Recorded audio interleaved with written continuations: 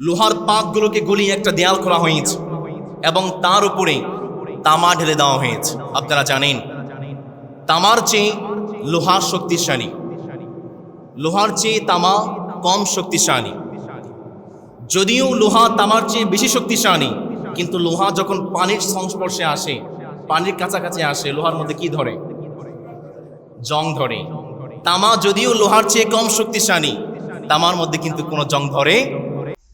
তামা যখন দীর্ঘদিন যাবত অক্সিজেন, নাইট্রোজেন এবং আর্দ্রতা পানির সংস্পর্শে থাকে, এই তামার উপরে একটা সবুজ আস্তর পড়ে যায়, যেটাকে বিজ্ঞানের ভাষায় বলা হয় পেটিনা।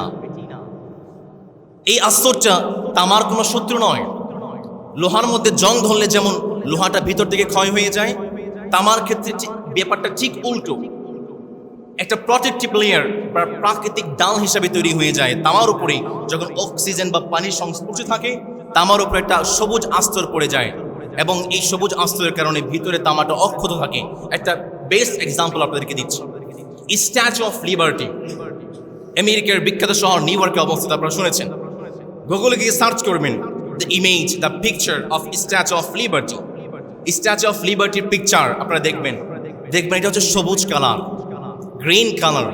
কিন্তু এই স্ট্যাচু অফ লিবার্টি এটা যখন নির্মাণ করা হয়েছে 1886 সালে, এটা কিন্তু সবুজ কালার ছিল না, এটা ছিল চকচকে বাদামি কালার, তামাটে কালার। এর মানে হচ্ছে স্ট্যাচু অফ লিবার্টির বাহিরের যে অংশটা, এই অংশটা পুরোপুরি তামা দিয়ে নির্মিত। আস্তে আস্তে পানির আর্দ্রতা এবং অক্সিজেনের সাহায্যে থাকতে থাকতে আস্তে আস্তে 30 থেকে 40 বছর সময়ের ব্যবধানে স্ট্যাচু অফ লিবার্টি তামা এই কালার থেকে, বাদামি কালার থেকে সবুজ কালার হয়ে গিয়েছে। তার মানে তার উপরে একটা সবুজ আস্তর বা পেটিনা, একটা সবুজ আস্তর পড়ে গিয়েছে। এখন বাদশাহ যুলকারনাইন তিনি হাজার হাজার বছর আগে লোহা এবং তামা দিয়ে একটা দেয়াল নির্মাণ করলেন। এই হাজার হাজার বছরে অক্সিজেন, পানি, বৃষ্টির সাহায্যে এই তামার উপরে তো একটা সবুজ আস্তর পড়ে গিয়েছে। সবুজ আস্তর পড়ে যাওয়ার কারণে এই দেয়ালটা তো প্রকৃতির সঙ্গে মিশে গিয়েছে। আপনি খুঁজে পাবেন কেমনে? এটা তো খুঁজে পাওয়া সম্ভব নয়। এটা তো আস্তে আস্তে প্রকৃতির সঙ্গে মিশে গিয়েছে। হ্যাঁ, এটা খুঁজে পাওয়া যাবে যখন কিয়ামতের খুব আগ মুহূর্তে ইয়াজুজ এবং মাজুজের সময়টা, বের হওয়ার সময়টা যখন সন্নিকটে আসবে, ঠিক সেই মুহূর্তে এই দেয়ালটাকে যে মালিক উন্মোচিত করে দেবেন, তিনি কে? ইয়াজুজ এবং মাজুজের জন্য বাদশাহ যুলকারনাইন তিনি একটা দেয়াল নির্মাণ করলেন এবং নির্মাণ করার পরে বাদশাহ যুলকারনাইন বললেন, হাযা রাহমাতুম মির রাব্বি, এটা আমার কোনো কৃতিত্ব নয়, এটা হচ্ছে একমাত্র একজন রবের পক্ষ থেকে। তিনি কে? এখান থেকে আমাদের জন্য শিক্ষা আছে। আমি বাদশাহ যুলকারনাইনের ঘটনা আপনাদেরকে কেন শিখাচ্ছি? আমাদের জন্য শিক্ষা আছে, কিছু লেসন্স আছে, কান লাগায় শুনতে হবে। বাদশাহ যুলকারনাইন এত কষ্ট করে সীসা ডালা প্রাচীর দিয়ে, তামা দিয়ে একটা প্রাচীর নির্মাণ করলেন। প্রাচীর নির্মাণ করার পরে তিনি বললেন, এটা আমার কোনো কৃতিত্ব নয়, সমস্ত ক্রেডিট তিনি আল্লাহ তাআলাকে দিয়েছেন। আর আমাদের সমাজে এমন কিছু জালেম আছে, তারা আমাদের টাকায় কিছু সেতু নির্মাণ করে, মেট্রো রেল নির্মাণ করে, তারা বলে আমি বানাইছি মেট্রো রেল। আছে না নেই? আমি বানাইছি পদ্মা সেতু। তুমি কি তোমার বাপ দাদার টাকা দিয়ে বানাইছো? জনগণের টাকা দিয়ে তুমি বানাইছো। বাদশাহ যুলকারনাইন পুরো বিশ্বটাকে শাসন করেছেন এবং তিনি তার কৃতিত্ব তার নিজের কাছে রাখেন নাই, আল্লাহর কাছে দিয়েছেন। এখান থেকে শিক্ষা হচ্ছে, কোন শাসক জনগণের টাকায় কেনা, জনগণের টাকায় নির্মাণ করা কোনো কৃতিত্ব নিজের জন্য নেবেন না, একজন রবকে দিবেন। তিনি কে? একটা বাস চট্টগ্রাম থেকে ঢাকায় যাচ্ছে, বাসের মধ্যে যাত্রী আছে 40 জন। এই 40 জন যাত্রীর মধ্যে যদি 20 জন যাত্রীও মাতাল থাকে, বাংলা ভাষায় যদি গাঁজা খায় বা মদ খায়, মাতাল, এরপরও কিন্তু বাসটা রোডে থাকবে, কারণ ড্রাইভার ভালো আছে।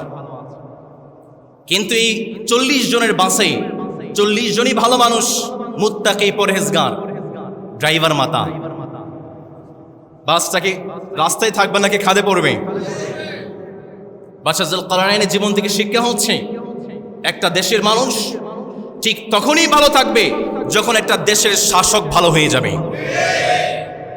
বাদশাহ যুলকারনাইনের 2 নম্বর শিক্ষা হচ্ছে, বাদশাহ যুলকারনাইন তিনি তার দেশের সম্পদগুলোকে, মানব সম্পদ, দেশের রিসোর্সেসগুলোকে, খনিজ সম্পদগুলোকে মানুষের জন্য ব্যয় করেছেন, মজলুমদের জন্য ব্যয় করেছেন। আমাদের সমাজে এমন কিছু পাগল আসে, কয়দিন পরে পরে দেখবেন যখন ক্ষমতার চেয়ারে বসে এই ক্ষমতার চেয়ারটাকে তারা বাপ দাদার সম্পত্তি মনে করে।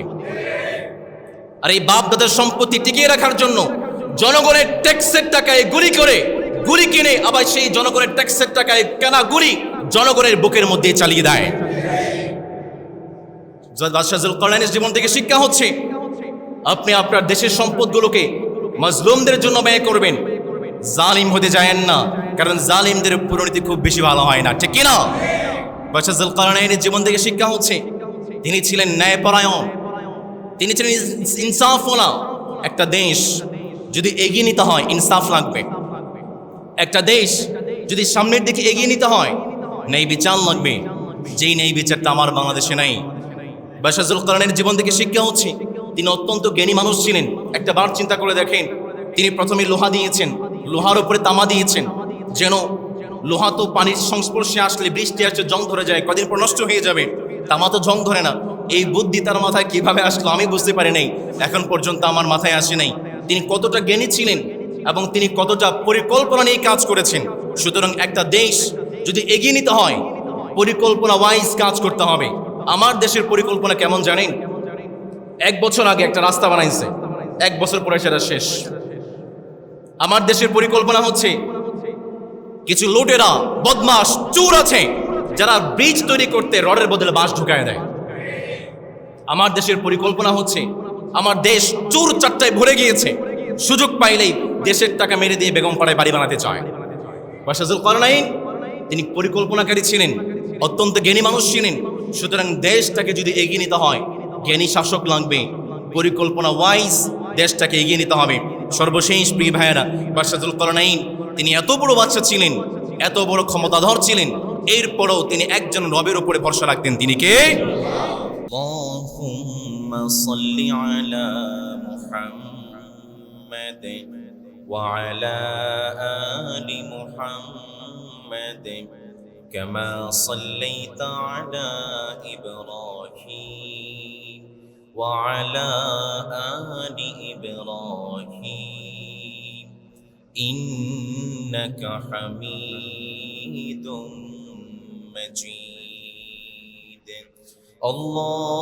আল্লাহুম্মা বারিক আলা মুহাম্মাদ ওয়া আলা আলি মুহাম্মাদ কামা বারাকতা আলা ইব্রাহিম ওয়া আলা আলি ইব্রাহিম ইন্নাকা হামিদুম মাজিদ। সম্মানিত মুসলিমবৃন্দ, আপনারা সবাই কেমন আছেন? আলহামদুলিল্লাহ, আমিও ভালো আছি। আজকে ঈদুল আজহার দ্বিতীয় দিন। আজকের এই দিন আমাদেরকে যে মালিক ভালো রেখেছেন, এটা আওয়াজ করে বলুন তো তিনি কে? আমাদেরকে যে মালিক সুস্থ রেখেছেন তিনি কে? সেই রবের দরবারে রবের শেখানো ভাষায় সর্বোচ্চ আওয়াজ দিই আমরা শুকরিয়া আদায় করছি, আমরা পড়ছি আলহামদুলিল্লাহ। দরুদ সালাম আমাদের প্রিয় নবী মুহাম্মদুর রাসূলুল্লাহ সাল্লাল্লাহু আলাইহি ওয়াসাল্লামের প্রতি, যাকে আল্লাহ তাআলা শফিউল মুযনিবিন সরদারে দু জাহান করে পাঠিয়েছেন। আমরা আবার পড়ছি সাল্লাল্লাহু আলাইহি ওয়াসাল্লাম। সম্মানিত মুসলিমবৃন্দ, ঈদুল আজহার আগে আমরা আলোচনা শুরু করেছিলাম the most important sign of the কিয়ামা, কিয়ামতের কিছু গুরুত্বপূর্ণ আলামত সম্পর্কে আমরা আলোচনা করেছিলাম। আজকে তারই ধারাবাহিকতায় পঞ্চম পর্বে এসে উপনীত হয়েছে। আজকে আমরা কিয়ামত সম্পর্কে আলোচনা করতে চাই, কিয়ামত পর্যন্ত আলোচনা করতে চাই। নবী করিম সাল্লাল্লাহু আলাইহি ওয়াসাল্লাম যখন মক্কার বুকে ইসলামের দাওয়াত দিচ্ছেন, একটা ইহুদি দল ছিল। ইহুদি দল তারা চিন্তা করলো আমাদের কাছে তিনটা প্রশ্ন আছে। ইতিপূর্বে এই তিনটা প্রশ্নের জবাব পৃথিবীর কেউ দিতে পারে নাই, যেহেতু মুহাম্মদ সাল্লাল্লাহু আলাইহি ওয়াসাল্লাম তিনি ইসলামের দাওয়াত দিচ্ছেন। চলো আমরা নবীজির কাছে গিয়ে তিনটা প্রশ্ন করি। পৃথিবীর আজ পর্যন্ত কেউ উত্তর দিতে পারে নাই, মুহাম্মদ সাল্লাল্লাহু আলাইহি ওয়াসাল্লাম তিনিও দিতে পারবেন। ইহুদিরা চিন্তা করলো মুহাম্মদকে আটকানোর এটি সুযোগ, তিনটা প্রশ্ন করব, উত্তর দিতে পারবে না। প্রথমে কন্ডিশন লাগাই দেব, মুহাম্মদ যদি তিনটা প্রশ্নের উত্তর দিতে পারো কালেমা পড়ে মুসলমান হও, 3টা প্রশ্নের উত্তর দিতে পারবা না, তোমাকে তোমার ধর্ম ছেড়ে আমাদের ধর্মে চলে আসতে হবে। ইহুদিরা চিন্তা করেছে পৃথিবীর আজ পর্যন্ত কেউ পারে নাই, মুহাম্মদ সাল্লাল্লাহু আলাইহি ওয়াসাল্লাম তিনিও পারবেন। নবীজিকে একটু আটকানোর জন্য, একটু ফাঁদে ফেলার জন্য ইহুদিরা এই তিনটা প্রশ্ন নবীজির দরবারে নিয়ে গিয়েছে। নবী করিম সাল্লাল্লাহু আলাইহি ওয়াসাল্লামের কাছে তিনটা প্রশ্ন করেছে। তার মধ্যে 1 নম্বর প্রশ্ন ছিল, ইহুদিরা প্রশ্ন করেছে, মুহাম্মদ বলো তো দেখি রূহ কাকে বলা হয়? নবী করিম সাল্লাল্লাহু আলাইহি ওয়াসাল্লামকে যখন প্রশ্ন করেছেন, নবীজি একজন রবের আদেশে উত্তরগুলো দিয়ে দিয়েছেন, তিনি কে? নবী করিম সাল্লাল্লাহু আলাইহি ওয়াসাল্লাম উত্তর জানিয়ে দিলেন, শুনো, কুলির রূহু মিন আমরি রাব্বি ওয়া মা উতীতুম মিনাল ইলমি ইল্লা কলিলা। নবীজি উত্তর দিয়ে দিলেন, শুনো শুনো, রূহ হচ্ছে আল্লাহর একটা আদেশ, আল্লাহর একটা নির্দেশ, যেটা আল্লাহর আদেশে মানুষের মধ্যে প্রবেশ করে আবার আল্লাহর আদেশে মানুষের ভিতর থেকে বের হয়ে যায়। ইহুদিরা 2 নম্বর প্রশ্ন করলো, মুহাম্মদ বলো তো দেখি আসহাবুল কাহাফ কারা?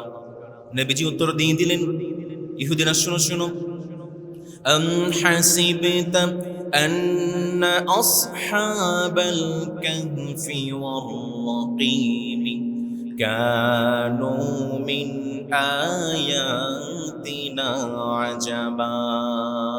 নবীজি উত্তর দিয়ে দিলেন, শুনো শুনো, আসহাবুল কাহফ হচ্ছে কয়েকজন যুবক যারা ঈমানের উপর অবিচল ছিল, যারা ইসলামের উপর অবিচল ছিল, যারা দ্বীনের উপর অবিচল ছিল, এবং দ্বীনের উপর অবিচল থাকার কারণে মালিক এই কয়েকজন যুবককে জালিম বাদশার অত্যাচার থেকে বাঁচিয়েছিলেন, একটা গুহার মধ্যে আশ্রয় নিয়েছিলেন। ইহুদিরা 3 নম্বর প্রশ্ন করলো, মুহাম্মদ বলো দেখি যুলকারনাইন কে? নবী করিম সাল্লাল্লাহু আলাইহি ওয়াসাল্লাম যুলকারনাইন সম্পর্কে জবাব দিয়ে দিলেন, শুনো শুনো, কুল সাআতলু আলাইকুম মিনহু যিকরা। আল্লাহু আকবার।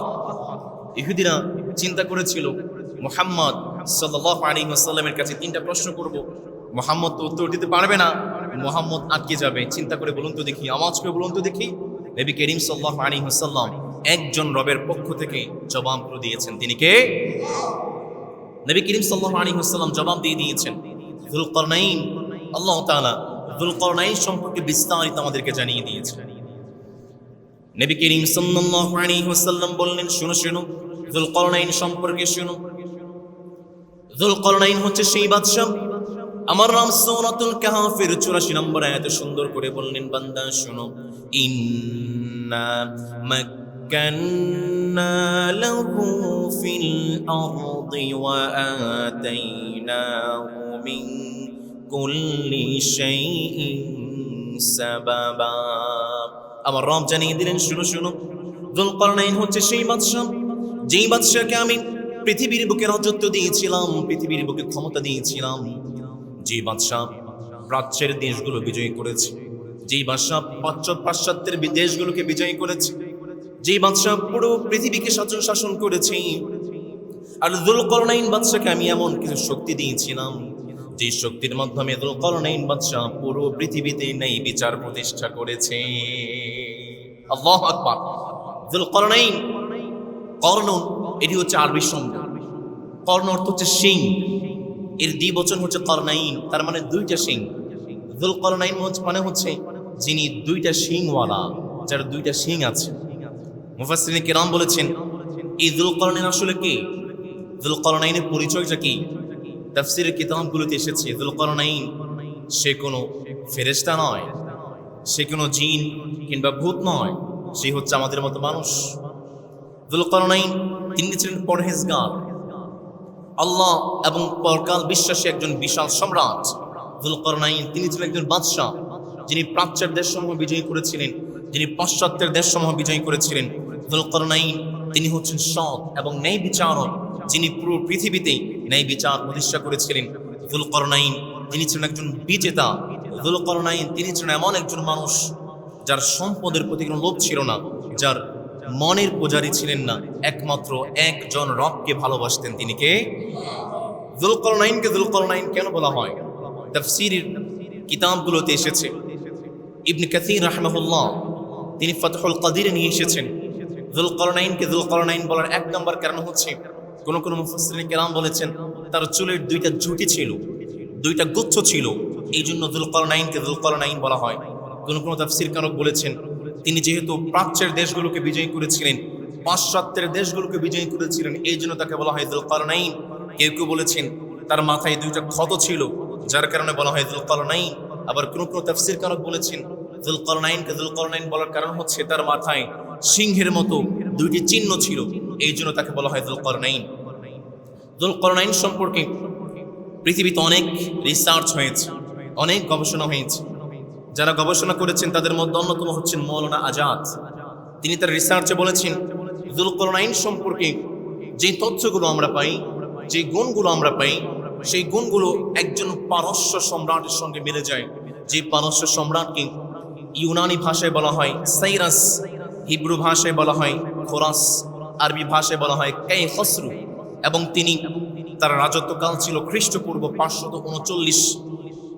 1838 খ্রিস্টাব্দে এই ব্যক্তির একটা মূর্তি পাওয়া যায় এবং তার মূর্তিতে দেখা যায় তার শরীরের দুই পাশে ঈগলের মতো দুইটি ডানা আছে এবং তার মাথার দুই পাশে ভেড়ার মতো দুইটা শিং আছে। মৌলানা আজাদ বলেছেন হতে পারে ইনি হচ্ছে যুলকারনাইন। যুলকারনাইন তিনি ছিলেন সেই বাদশাহ যিনি পুরো বিশ্বটাকে শাসন করেছেন, প্রাচ্যের দেশগুলোকে শাসন করেছেন, পাশ্চাত্যের দেশগুলোকে শাসন করেছেন। ক্ষমতা এমন একটা জিনিস, যে ক্ষমতা পায়, ক্ষমতা কোনো কোনো মানুষকে অহংকার বানিয়ে ফেলে। আবার ক্ষমতা এমন জিনিস, যে ক্ষমতা পায়, ক্ষমতা অনেক সময় মানুষকে বিনয়ী বানিয়ে দেয়। কিন্তু যে মানুষরা ক্ষমতা পেয়ে অহংকার হয়ে যায়, যে মানুষরা ক্ষমতা পেয়ে দাম্ভিকতা প্রদর্শন করে, তাদের ধ্বংস একজন রবের কাছে, তিনি কে? যুলকারনাইন বাদশা সম্পর্কে আমার রব সুন্দর করে বললেন, বান্দা শোনো শোনো, যুলকারনাইনকে আমি পুরো বিশ্বের ক্ষমতা দিয়েছিলাম। যুলকারনাইন একটা পথ অবলম্বন করতে শুরু করেছে। আমার রব সূরাতুল কাহাফের 85 নম্বর আয়াতে জানাচ্ছেন, বান্দা শোনো, ফাআতবাআ সাবাবা। যুলকারনাইন একটা পথ অবলম্বন করতে শুরু করলেন, হাত্তা ইযা বালাগা মাগরিবাশ শামসি ওয়াজাদাহা তাগরুবু ফি আইনিন হামিআ ওয়া ওয়াজাদা ইনদাহা কওমা। যুলকারনাইন চলতে শুরু করলেন, পশ্চিম দিকে চলতে শুরু করলেন। একটার পর একটা দেশ তিনি বিজয় করতে শুরু করলেন। সর্বশেষ পশ্চিমের সর্বশেষ দেশ, এরপরে আর কোনো দেশ নেই। পশ্চিমের সর্বশেষ এলাকা, এমন একটা এলাকায় গিয়ে পৌঁছলেন যেখানে একটা সমুদ্র দেখতে পেলেন, এবং তিনি দেখতে পেলেন সেই সমুদ্রের মধ্যে সূর্যটা ডুবে যাচ্ছে, এবং সেইখানে একটা গোত্রকে তিনি পেয়ে গেলেন। রব্বুল আলামিন যুলকারনাইনকে বললেন, যুলকারনাইন তুমি চাইলে এই গোত্রকে আযাব দিতে পারো, আবার তুমি চাইলে এই গোত্রের সঙ্গে ভালো ব্যবহার করতে পারো। সেই কথাটাকে আমার রব সুন্দর করে বললেন, কুলনা ইয়া যাল করনাইনি ইম্মা আন তুআযিব ওয়া ইম্মা আন তাত্তাখিযা ফীহিম হুসনা। যুলকারনাইন একটা সম্প্রদায়কে পেয়ে গেলেন, সমুদ্রের নিকটবর্তী একটা সম্প্রদায়, যারা সমুদ্রের কাছাকাছি বসবাস করে। আমার রব যুলকারনাইনকে বললেন, যুলকারনাইন তুমি চাইলে এই সম্প্রদায়কে শাস্তি দিতে পারো, আবার তুমি চাইলে এই সম্প্রদায়ের সঙ্গে ভালো ব্যবহার করতে পারো। যুলকারনাইন বললেন, আম্মা মান যালামা ফাসাউফা নুআযিবুহু সুম্মা ইউরাদ্দু ইলা রাব্বিহি ফায়ুআযিবুহু আযাবান নুকরা। আল্লাহু আকবার। যুলকারনাইন বললেন, মানে যে সমস্ত মানুষ জুলুম করবে, যারা কথার মাধ্যমে জুলুম করবে, যারা কথার মাধ্যমে একজন মানুষ আরেকজন মানুষকে কষ্ট দিবে, যারা ব্যবহারের মাধ্যমে জুলুম করবে, যারা চোখের মাধ্যমে জুলুম করবে, যারা হাঁটার মাধ্যমে জুলুম করবে, যারা অবিচার করবে, এই সমস্ত মানুষকে আমি যুলকারনাইন শাস্তি দিব। পাশাপাশি এই সমস্ত মানুষদেরকে রবের কাছে ফিরিয়ে নেওয়া হবে। এবং আমার রব সেই সমস্ত মানুষকে কঠিন শাস্তি দিবেন। অন্যদিকে যারা ভালো আমল করবে, যারা ঈমান আনবে, তাদের সঙ্গে আমি কি ব্যবহার করব শুনো। وَأَمَّا مَنْ آمَنَ وَعَمِلَ صَالِحًا فَلَهُ جَزَاءً الْحُسْنَى وَسَنَقُولُ لَهُ مِنْ أَمْرِنَا يُسْرًا। আর যে সমস্ত মানুষ ঈমান আনবে, যে সমস্ত মানুষ দ্বীন ইসলামের উপরে থাকবে, ইসলামের উপরে থাকবে, ঈমানের উপরে থাকবে, সেই সমস্ত মানুষের সঙ্গে আমি যুলকারনাইন সুন্দর ব্যবহার করব। যুলকারনাইন পশ্চিমের সমস্ত দেশগুলোকে বিজয় করে ফেলেছেন। এবার যুলকারনাইন পূর্ব দিকে রাস্তা মাপতে শুরু করলেন, পূর্ব দিকে চলতে শুরু করলেন। চলতে চলতে ওয়াজাদাহা তাতলু আলা কওমিন লাম নাজআল লাহুম মিন দুনিহা সিতরা। এমন একটা সম্প্রদায়ের কাছে আসলেন যেই সম্প্রদায়ের মানুষের মাঝে এবং সূর্যের মাঝে আর কোনো তফাৎ নাই। তার মানে সেই সম্প্রদায়ের মানুষ মরুভূমিতে বসবাস করে, তাদের কোনো ঘর নাই, কোনো বাড়ি নাই। সর্বশেষ পূর্বের সর্বশেষ দেশ যেখানে শুধু মরুভূমি আর মরুভূমি, কোনো মানুষ নাই। যে সমস্ত মানুষরা আছে তাদের কোনো ঘর নেই, কোনো বাড়ি নেই। তাদের আরেকটা বৈশিষ্ট্য হচ্ছে তারা উলঙ্গ থাকে, তাদের গায়ে কোনো জামা নাই। যুলকারনাইন বললেন মিন দুনিহা সিতরা, তাদের মধ্যবর্তী এবং সূর্যের মধ্যবর্তী আর কোনো তফাৎ নেই, কোনো ভেদাভেদ নেই। আমি যখন তাদের কাছে গেলাম, আমার রব সুন্দর করে বললেন কাযালিকা ওয়াকাদ আহাতনা বিমা লাদাইহি খুবরা। আল্লাহু আকবার।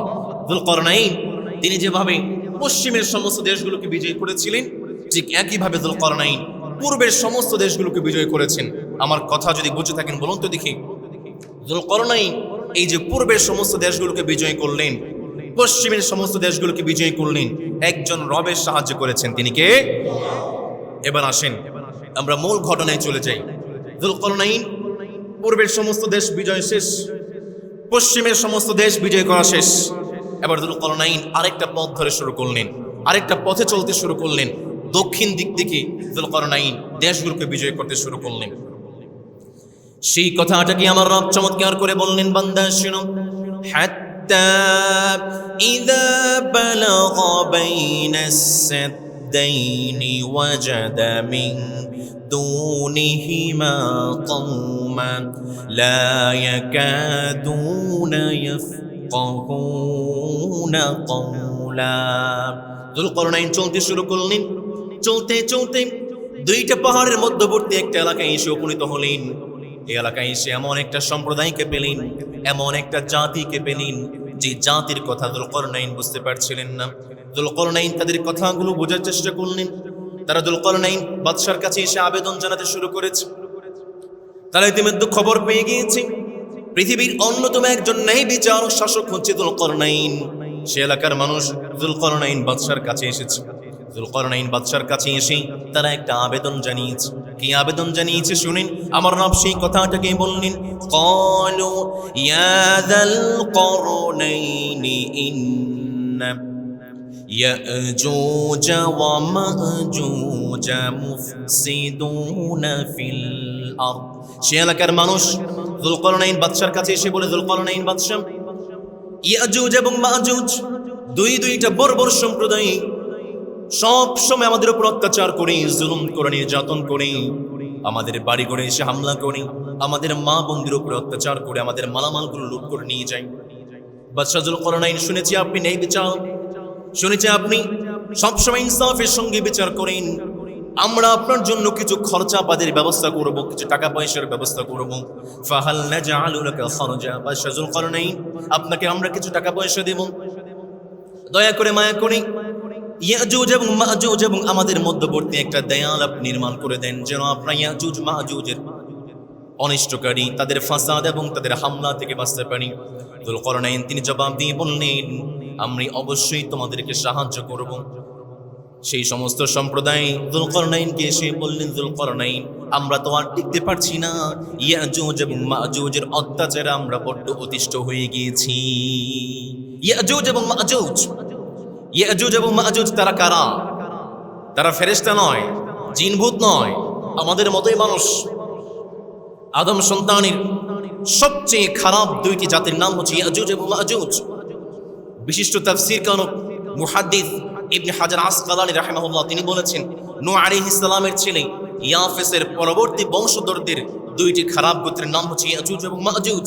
তাদের চেহারাটা বড্ড ভয়ঙ্কর, তারা অত্যন্ত বর্বর, তারা লুটপাট করে, মানুষের উপরে জুলুম করে, অত্যাচার করে, এবং সবচেয়ে বড় গুণ হচ্ছে তারা বড্ড অলস।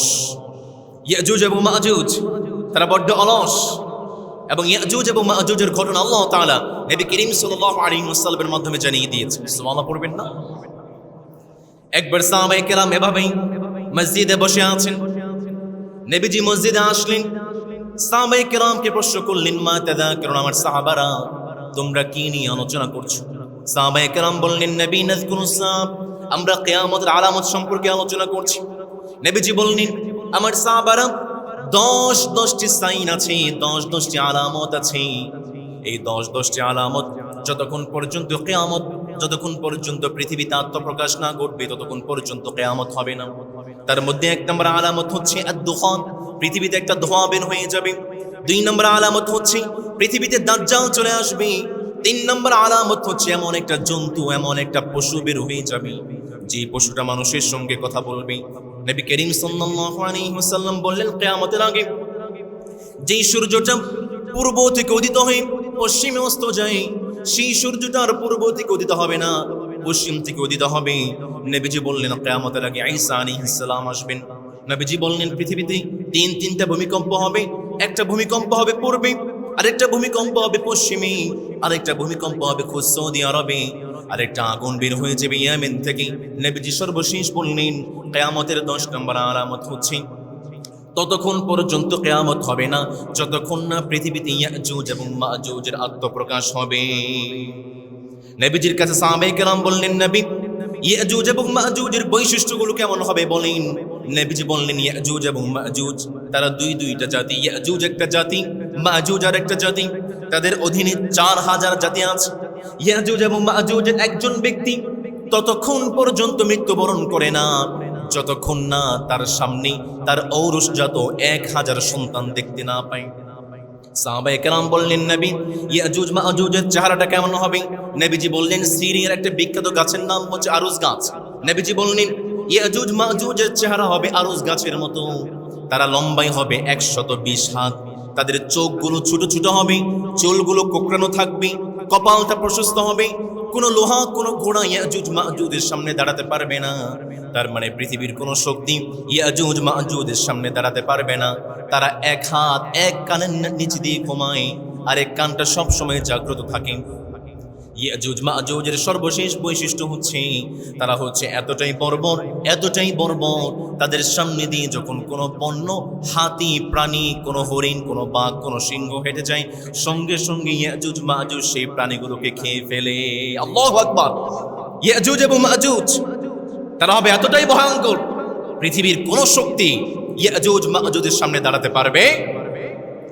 সেই সম্প্রদায়ের মানুষ যুলকারনাইন বাদশাহকে এসে বলল, যুলকারনাইন বড্ড বিপদে পড়ে গিয়েছে। ইয়াজুজ এবং মাজুজ সম্প্রদায়ের মাঝখানে এবং আমাদের মাঝখানে একটা দেয়াল আপনি তৈরি করে দেন, কিছু খরচাপাতি আপনাদেরকে দেব।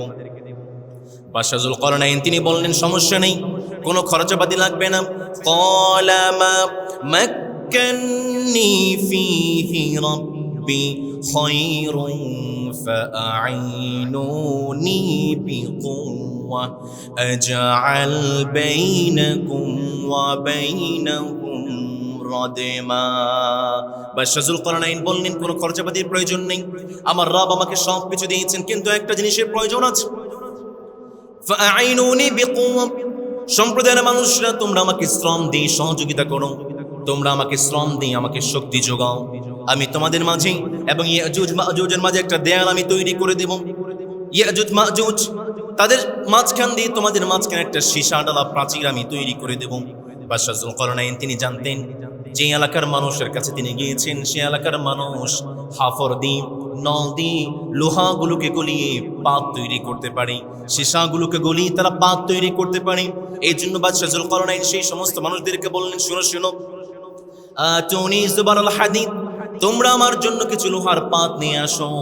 সেই এলাকার মানুষ লোহার পাতগুলো নিয়ে আসলো। বাদশাহ যুলকারনাইন তাদের মাধ্যমে দুইটা পাহাড়ের মাঝখানে লোহার পাতগুলো ঢেলে দিলেন। এবার বাদশাহ যুলকারনাইন তিনি বললেন, হাত্তা ইযা সাওয়া বাইনাস সাদাফাইনি ক্বালা ফুখু। বাদশাহ যুলকারনাইন বললেন, পাতগুলো তো দুই পাহাড়ের মাঝখানে ঢেলে দেওয়া হয়ে গিয়েছে, এবার তোমরা ফু দাও, হাফর দিয়ে নল দিয়ে তোমরা ফু দাও। অনেক সময় দেখবেন রাস্তাঘাটে যাওয়ার সময় কামার দা বানায়, বটি বানায়, তাদের দোকানগুলোতে হাফর আছে না নেই, নল দিয়ে ফু দেয়। বাদশাহ যুলকারনাইন বলেন, ক্বালা ফুখু, এই লোহার পাতগুলোতে ফু দাও। যখন সবাই মিলে ফু দিয়েছে, সেখানে লোহাগুলো উত্তপ্ত হয়ে গিয়েছে, লোহাগুলো গলে গিয়েছে। এইভাবে বাদশাহ যুলকারনাইন লোহাগুলোকে একটা দেয়ালে পরিণত করলেন। এবার বাদশাহ যুলকারনাইন বললেন, আতুনি উফরিগ আলাইহি কিতরা। যখন লোহাগুলোর মাধ্যমে পাতগুলো গলি দুই পাহাড়ের মাঝখানে একটা স্পেশাল দেয়াল তৈরি হয়ে গিয়েছে, বাদশাহ যুলকারনাইন বললেন, এর উপরে তুমি এবার তামা ঢেলে দাও। সুবহানাল্লাহ পড়বেন না? প্রথমত বাদশাহ যুলকারনাইন তিনি লোহা দিয়ে পাত তৈরি করলেন, একটা দেয়াল তৈরি করলেন, এরপর উপর দিয়ে বাদশাহ যুলকারনাইন তামা ঢেলে দিলেন আর বললেন, ফামাসতাউ আইয়াযহারু ওয়া মাসতাতাউ লাহু নাকবা। আল্লাহ যতদিন পর্যন্ত না চাইবে এই প্রাচীর ভেদ করে ইয়াজুজ এবং মাজুজ এই পাশে তোমাদের কোনো ক্ষতি করতে পারবে। এখন প্রশ্ন আসতে পারে, হুজুর এই যে বাদশাহ যুলকারনাইন একটা প্রাচীর ঘটনা আপনাদেরকে শোনালেন, এই প্রাচীরটা কোথায় আছে? প্রশ্ন আছে না নেই? আপনাদের প্রশ্ন নাই? প্রশ্ন আছে না নেই? মুফাসসিরিন কিরাম অনেক মানুষ অনেকভাবে ব্যাখ্যা দিয়েছে। যুলকারনাইনের যে প্রাচীর, অনেকেই বলেছেন চীনের সেই মহাপ্রাচীর, এটি হচ্ছে বাদশাহ যুলকারনাইনের প্রাচীর। তবে যারা এই কথাটা বলেছেন, এই কথাটি সঠিক নয়। কারণ চীনের যে মহাপ্রাচীর, ইটস নট আ কন্টিনিউয়াস ওয়াল, এটা কোনো একক ওয়াল নয়, এটা বিভিন্ন অংশ আছে। এবং এই চীনের প্রাচীরের আজকের দৈর্ঘ্য হচ্ছে প্রায় ২১,১৯৬ কিলোমিটার, যেটা আপনার মাইলে হিসাব করলে আসবে প্রায় ১৩,১৭১ মাইল। এবং এই চীনের মহাপ্রাচীর সম্পর্কে অনেকগুলো মিথ আছে। There is a popular myth that it can be seen from the moon or from the space with the naked eye. অনেকেই বলেন চাঁদ থেকে কিংবা মহাকাশ থেকে এই চীনের মহাপ্রাচীর খালি চোখে দেখা যায়, কিন্তু এটা সম্পূর্ণ গুজব। এর সঙ্গে খালি চোখে কখনোই চাঁদ থেকে বা কিংবা মহাকাশ থেকে চীনের মহাপ্রাচীর দেখা যায় না। চীনের মহাপ্রাচীর এটা তৈরি হয়েছে ইট দিয়ে, বালি দিয়ে, চালের স্পেশাল মর্টার দিয়ে, চালের গুঁড়া দিয়ে। আমরা ছোটবেলায় দেখতাম চালের গুঁড়া দিয়ে নির্বাচন আসলে বিভিন্ন পোস্টার লাগায়, আপনারা দেখেছেন? চালের গুঁড়া দিয়ে আঠা দিয়ে পোস্টার লাগায়, বিভিন্ন ক্যানভাস লাগায়, দেখেছেন? এই চালের গুঁড়া বা মর্টার এটা কিন্তু অত্যন্ত শক্তিশালী। চীনের যে মহাপ্রাচীর দেখা যায়, এই মহাপ্রাচীরটা চালের মর্টার, চালের গুঁড়া দিয়ে, ইট দিয়ে বানানো হয়েছে। চালের গুঁড়ার মধ্যে এমন কিছু শক্তি আছে, এটা হচ্ছে স্টিকি রাইস, এটার মধ্যে আছে ভূমিকম্প রোধ করার ক্ষমতা, যার কারণে আজ শত শত বছর হয়ে গিয়েছে, হাজার হাজার বছর হয়ে গিয়েছে, আজ পর্যন্ত পৃথিবীর কোনো তীব্র ভূমিকম্প, কোনো দুর্যোগ আজ পর্যন্ত চীনের মহাপ্রাচীরটাকে ভেঙে ফেলতে পারে নাই। This is the power of sticky rice, চালের গোড়ার শক্তি। চালের গোড়াতে এখানে আছে পানি, আর্দ্রতা রোধ করার ক্ষমতা। এটা দেয়ালটাকে এমনভাবে পলিশ করে দেয়, এমনভাবে কভার করে দেয়, পানিগুলো ভিতরে ঢুকতে পারে না, যার কারণে ভিতরের অবকাঠামো অত্যন্ত শক্তিশালী হয়ে থাকে।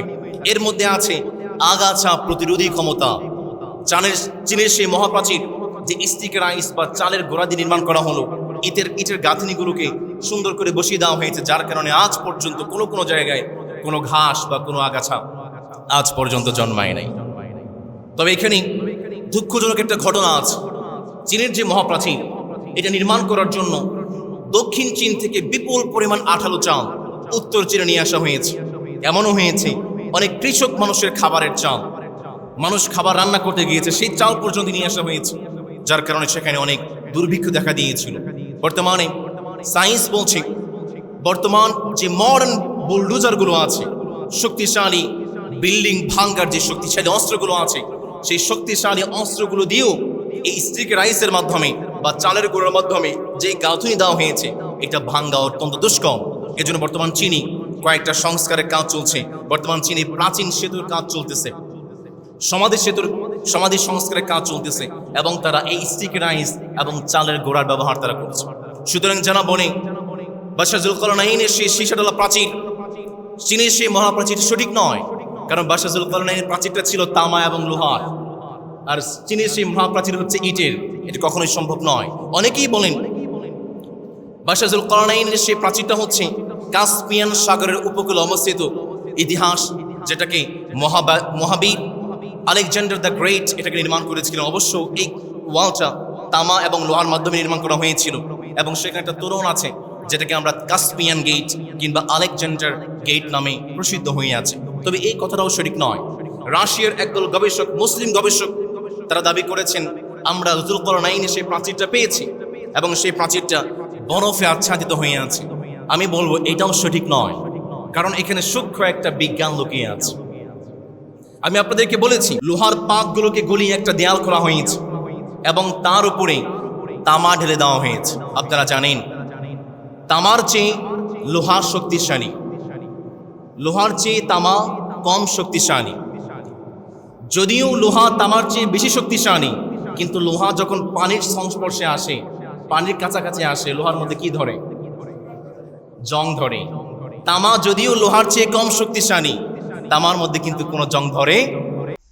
তামা যখন দীর্ঘদিন যাবত অক্সিজেন, নাইট্রোজেন এবং আর্দ্রতা পানির সংস্পর্শে থাকে, এই তামার উপরে একটা সবুজ আস্তর পড়ে যায়, যেটাকে বিজ্ঞানের ভাষায় বলা হয় পেটিনা। এই আস্তরটা তামার কোনো শত্রু নয়। লোহার মধ্যে জং ধরলে যেমন লোহাটা ভিতর থেকে ক্ষয় হয়ে যায়, তামার ক্ষেত্রে ব্যাপারটা ঠিক উল্টো। একটা প্রটেক্টিভ লেয়ার বা প্রাকৃতিক ডাল হিসাবে তৈরি হয়ে যায় তামার উপরে। যখন অক্সিজেন বা পানির সংস্পর্শে থাকে, তামার উপরে একটা সবুজ আস্তর পড়ে যায়, এবং এই সবুজ আস্তরের কারণে ভিতরে তামাটা অক্ষত থাকে। একটা বেস্ট এক্সাম্পল আপনাদেরকে দিচ্ছি। স্ট্যাচু অফ লিবার্টি, আমেরিকার বিখ্যাত শহর নিউ ইয়র্কে অবস্থিত। আপনারা শুনেছেন, গুগলে গিয়ে সার্চ করবেন the image, the picture of Statue of Liberty. Statue of লিবার্টির পিকচার আপনারা দেখবেন এটা হচ্ছে সবুজ কালার, গ্রিন কালার। কিন্তু এই স্ট্যাচু অফ লিবার্টি এটা যখন নির্মাণ করা হয়েছে 1886 সালে, এটা কিন্তু সবুজ কালার ছিল না, এটা ছিল চকচকে বাদামি কালার, তামাটে কালার। তার মানে এর মানে হচ্ছে স্ট্যাচু অফ লিবার্টির বাহিরের যে অংশটা, এই অংশটা পুরোপুরি তামা দিয়ে নির্মিত। আস্তে আস্তে পানির আর্দ্রতা এবং অক্সিজেনের সাহায্যে থাকতে থাকতে আস্তে আস্তে 30 থেকে 40 বছর সময়ের ব্যবধানে স্ট্যাচু অফ লিবার্টি তামা এই কালার থেকে, বাদামি কালার থেকে সবুজ কালার হয়ে গিয়েছে। তার মানে তার উপরে একটা সবুজ আস্তর বা পেটিনা, একটা সবুজ আস্তর পড়ে গিয়েছে। এখন বাদশাহ যুলকারনাইন তিনি হাজার হাজার বছর আগে লোহা এবং তামা দিয়ে একটা দেয়াল নির্মাণ করলেন। এই হাজার হাজার বছরে অক্সিজেন, পানি, বৃষ্টির সাহায্যে এই তামার উপরে তো একটা সবুজ আস্তর পড়ে গিয়েছে। সবুজ আস্তর পড়ে যাওয়ার কারণে এই দেয়ালটা তো প্রকৃতির সঙ্গে মিশে গিয়েছে। আপনি খুঁজে পাবেন কেমনে? এটা তো খুঁজে পাওয়া সম্ভব নয়। এটা তো আস্তে আস্তে প্রকৃতির সঙ্গে মিশে গিয়েছে। হ্যাঁ, এটা খুঁজে পাওয়া যাবে যখন কিয়ামতের খুব আগ মুহূর্তে ইয়াজুজ এবং মাজুজের সময়টা, বের হওয়ার সময়টা যখন সন্নিকটে আসবে, ঠিক সেই মুহূর্তে এই দেয়ালটাকে যে মালিক উন্মোচিত করে দেবেন, তিনি কে? ইয়াজুজ এবং মাজুজের জন্য বাদশাহ যুলকারনাইন তিনি একটা দেয়াল নির্মাণ করলেন, এবং নির্মাণ করার পরে বাদশাহ যুলকারনাইন বললেন, হাযা রাহমাতুম মির রাব্বি, এটা আমার কোনো কৃতিত্ব নয়, এটা হচ্ছে একমাত্র একজন রবের পক্ষ থেকে। তিনি কে? এখান থেকে আমাদের জন্য শিক্ষা আছে। আমি বাদশাহ যুলকারনাইনের ঘটনা আপনাদেরকে কেন শিখাচ্ছি? আমাদের জন্য শিক্ষা আছে, কিছু লেসন্স আছে, কান লাগায় শুনতে হবে। বাদশাহ যুলকারনাইন এত কষ্ট করে সীসা ডালা প্রাচীর দিয়ে, তামা দিয়ে একটা প্রাচীর নির্মাণ করলেন। প্রাচীর নির্মাণ করার পরে তিনি বললেন, এটা আমার কোনো কৃতিত্ব নয়, সমস্ত ক্রেডিট তিনি আল্লাহ তাআলাকে দিয়েছেন। আর আমাদের সমাজে এমন কিছু জালেম আছে, তারা আমাদের টাকায় কিছু সেতু নির্মাণ করে, মেট্রো রেল নির্মাণ করে, তারা বলে আমি বানাইছি মেট্রো রেল। আছে না নেই? আমি বানাইছি পদ্মা সেতু। তুমি কি তোমার বাপ দাদার টাকা দিয়ে বানাইছো? জনগণের টাকা দিয়ে তুমি বানাইছো। বাদশাহ যুলকারনাইন পুরো বিশ্বটাকে শাসন করেছেন, এবং তিনি তার কৃতিত্ব তার নিজের কাছে রাখেন নাই, আল্লাহর কাছে দিয়েছেন। এখান থেকে শিক্ষা হচ্ছে, কোন শাসক জনগণের টাকায় কেনা, জনগণের টাকায় নির্মাণ করা কোনো কৃতিত্ব নিজের জন্য নেবেন না, একজন রবকে দিবেন। তিনি কে? বাদশাহ যুলকারনাইন তিনি যেই দিন থেকে এই প্রাচীরটা নির্মাণ করে ফেলেছেন, ঠিক সেই দিন থেকে ইয়াজুজ এবং মাজুজ প্রতিদিন এই দেয়ালটাকে খোঁড়ার জন্য আসে, দেয়ালটাকে ভাঙার জন্য আসে।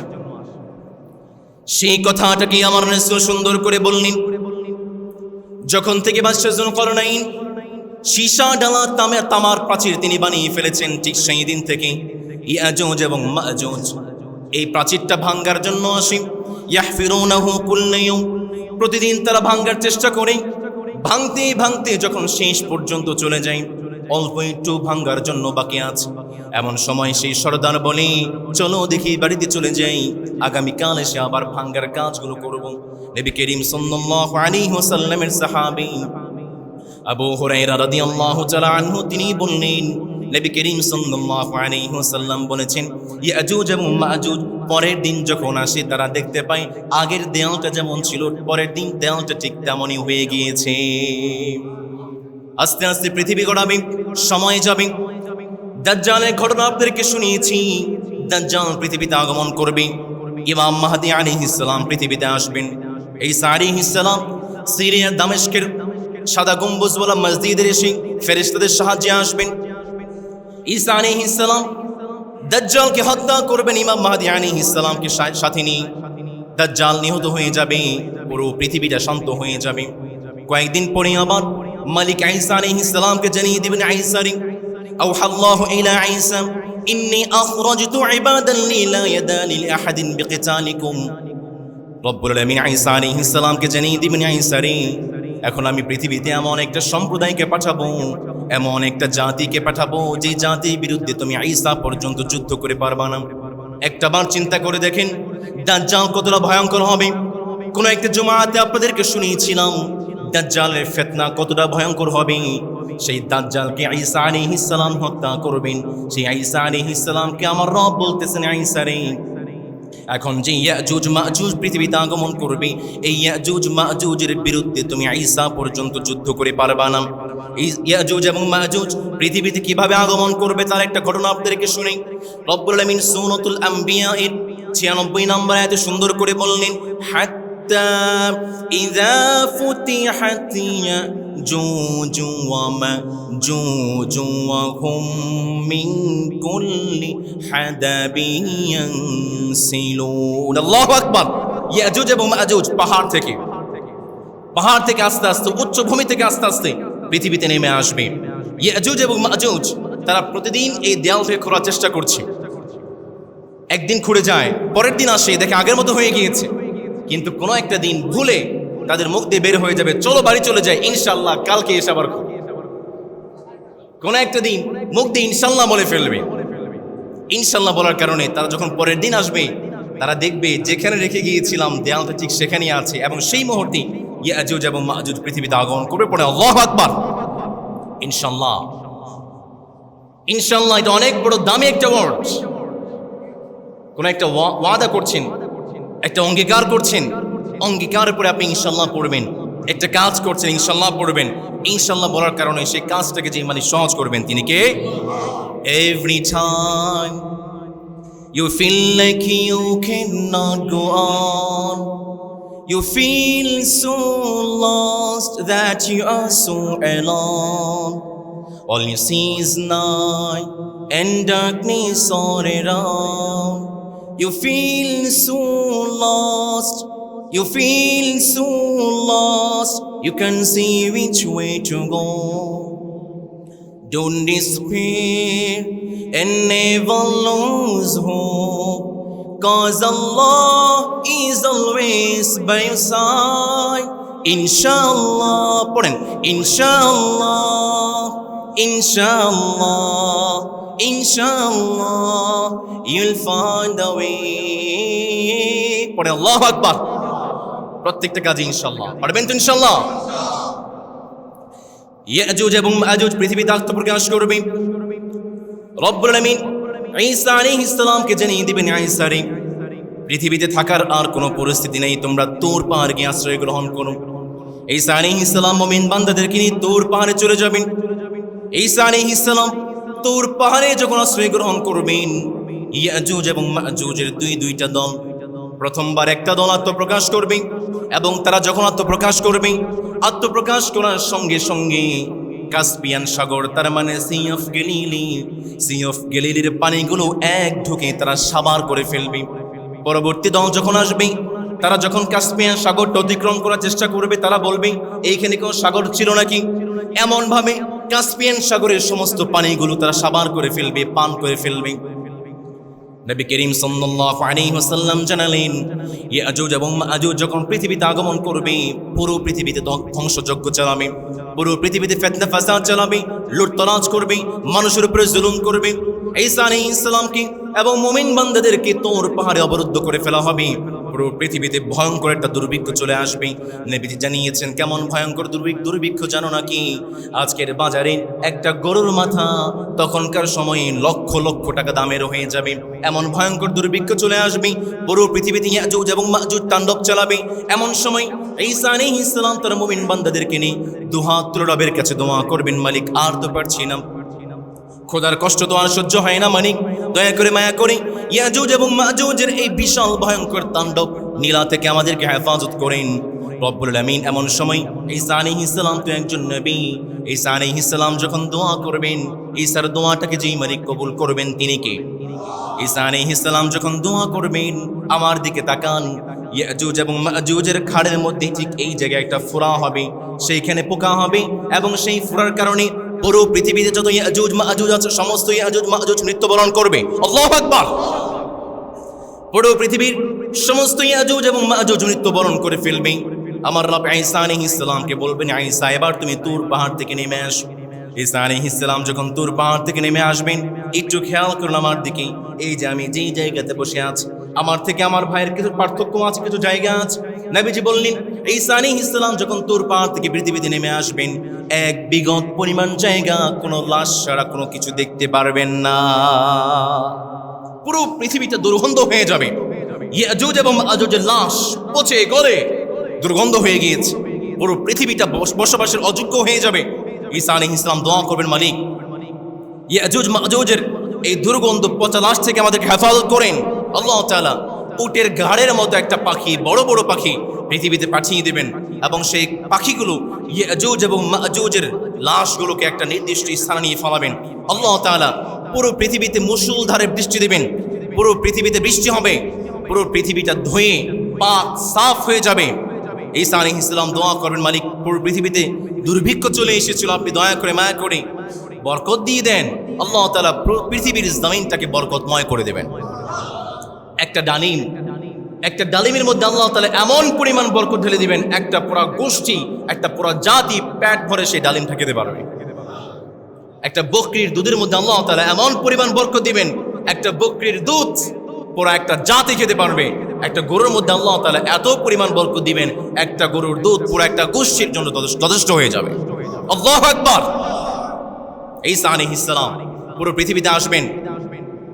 রব্বুল আলামিন চমৎকার করে বললেন, এরপরে পৃথিবীতে একটা বাতাস আসবে, রিহান তাইয়্যিবা, একটা সুন্দর বাতাস আসবে এবং সেই সুন্দর বাতাসটা মুমিনদের বগলে গিয়ে লাগবে এবং যেই মুমিনের বগলে লাগবে সেই ইন্তেকাল করবে।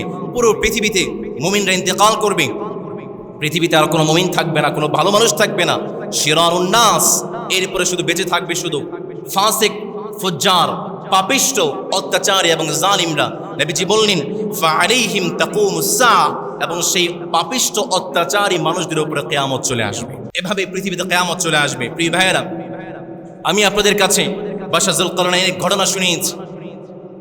বাংলাদেশের এই ক্রান্তি লগ্নে কেন আপনাদেরকে বাদশাহ যুলকারনাইনের ঘটনা শোনালাম? এর মধ্যে আমাদের জন্য শিক্ষা আছে। এক নম্বর শিক্ষা হচ্ছে, খুব ভালো করে বুঝবেন, একটা বাস চট্টগ্রাম থেকে ঢাকায় যাচ্ছে, বাসের মধ্যে যাত্রী আছে 40 জন। এই 40 জন যাত্রীর মধ্যে যদি 20 জন যাত্রীও মাতাল থাকে, বাংলা ভাষায় যদি গাঁজা খায় বা মদ খায়, মাতাল, এরপরও কিন্তু বাসটা রোডে থাকবে, কারণ ড্রাইভার ভালো আছে। কিন্তু এই 40 জনের বাসে 40 জনই ভালো মানুষ, মুত্তাকি, পরহেজগার, ড্রাইভার মাতাল। বাসটাকে রাস্তায় থাকবে নাকি খাদে পড়বে? বাদশাহ যুলকারনাইনের জীবন থেকে শিক্ষা হচ্ছে, একটা দেশের মানুষ ঠিক তখনই ভালো থাকবে যখন একটা দেশের শাসক ভালো হয়ে যাবে। বাদশাহ যুলকারনাইনের 2 নম্বর শিক্ষা হচ্ছে, বাদশাহ যুলকারনাইন তিনি তার দেশের সম্পদগুলোকে, মানব সম্পদ, দেশের রিসোর্সেসগুলোকে, খনিজ সম্পদগুলোকে মানুষের জন্য ব্যয় করেছেন, মজলুমদের জন্য ব্যয় করেছেন। আমাদের সমাজে এমন কিছু পাগল আসে কয়দিন পরে পরে দেখবেন, যখন ক্ষমতার চেয়ারে বসে এই ক্ষমতার চেয়ারটাকে তারা বাপ দাদার সম্পত্তি মনে করে। আর এই বাপ দাদার সম্পত্তি টিকিয়ে রাখার জন্য জনগণের ট্যাক্সের টাকায় গুলি কিনে আবার সেই জনগণের ট্যাক্সের টাকায় কেনা গুলি জনগণের বুকের মধ্যে চালিয়ে দেয়। বাদশাহ যুলকারনাইনের জীবন থেকে শিক্ষা হচ্ছে, আপনি আপনার দেশের সম্পদগুলোকে মাজলুমদের জন্য ব্যয় করবেন, জালিম হতে যায়েন না, কারণ জালিমদের পরিণতি খুব বেশি ভালো হয় না, ঠিক কিনা? বাদশাহ যুলকারনাইনের জীবন থেকে শিক্ষা হচ্ছে, তিনি ছিলেন ন্যায়পরায়ণ, তিনি ছিলেন ইনসাফওয়ালা। একটা দেশ যদি এগিয়ে নিতে হয় ইনসাফ লাগবে, একটা দেশ যদি সামনের দিকে এগিয়ে নিতে হয় ন্যায় বিচার লাগবে, যেই ন্যায় বিচারটা আমার বাংলাদেশে নাই। বাদশাহ যুলকারনাইনের জীবন থেকে শিক্ষা হচ্ছে, তিনি অত্যন্ত জ্ঞানী মানুষ ছিলেন।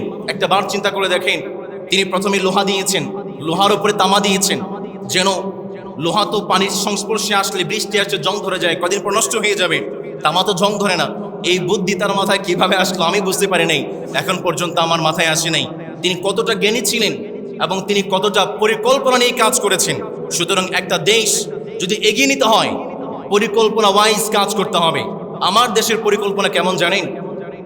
1 বছর আগে একটা রাস্তা বানাইছে, 1 বছর পরে সেটা শেষ।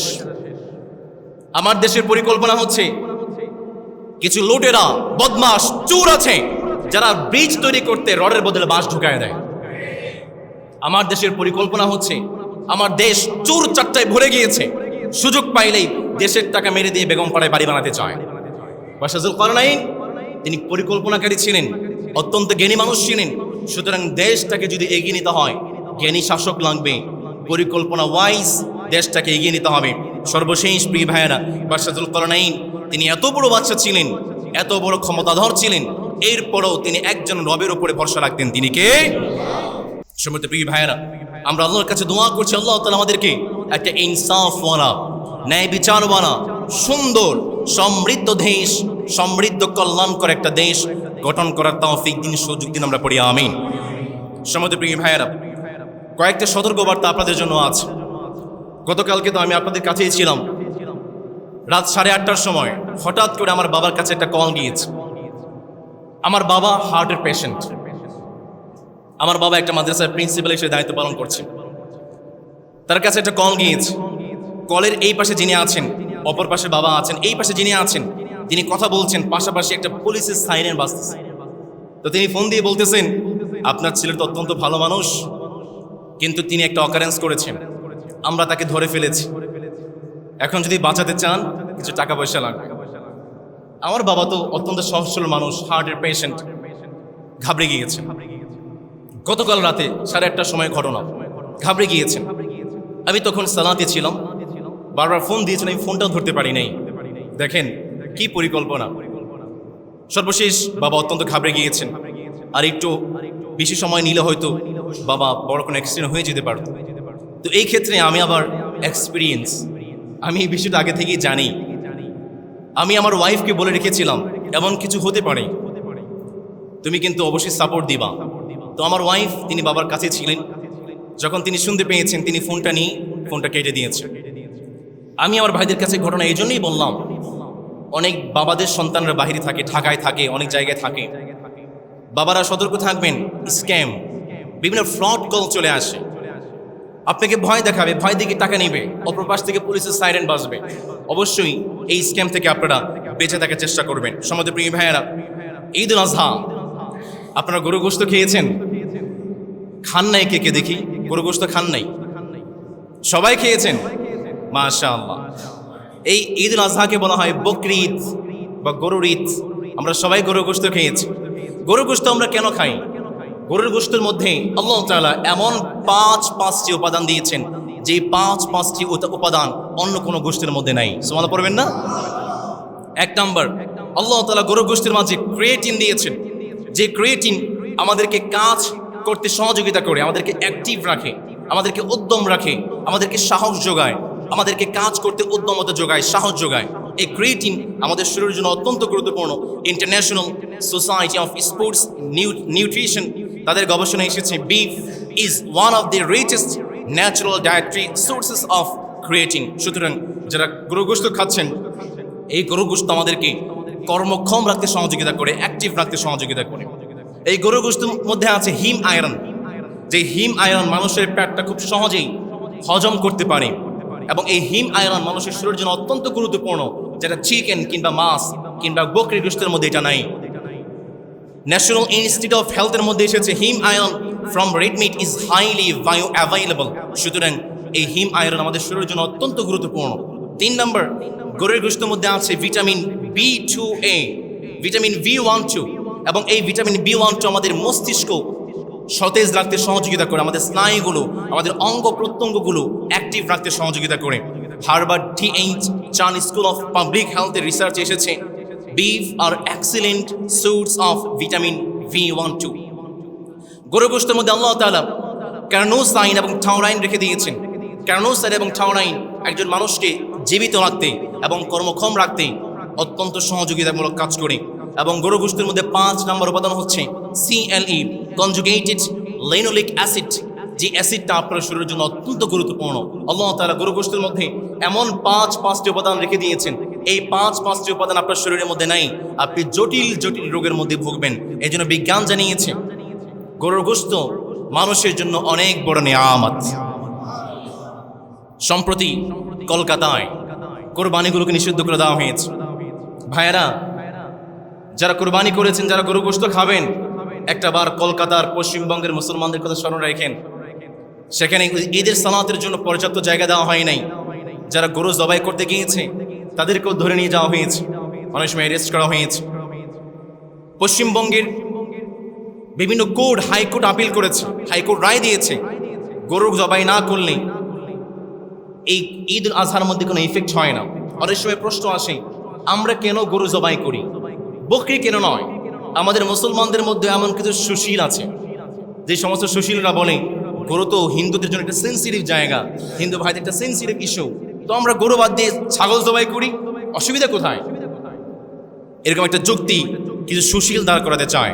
প্রিয় ভাই, আমি আপনার উদ্দেশ্যে বলতে চাই, হিন্দু ভাইদের জন্য গরু কাটা নিষিদ্ধ, তবে এটা স্বতঃসিদ্ধ নয়। ঋগ্বেদ সহ ব্রাহ্মণ শপথ বিভিন্ন গ্রন্থগুলোতে সেগুলোতে পাওয়া যায় গরু গোশত হিন্দু ধর্মের জন্য নিষিদ্ধ নয়।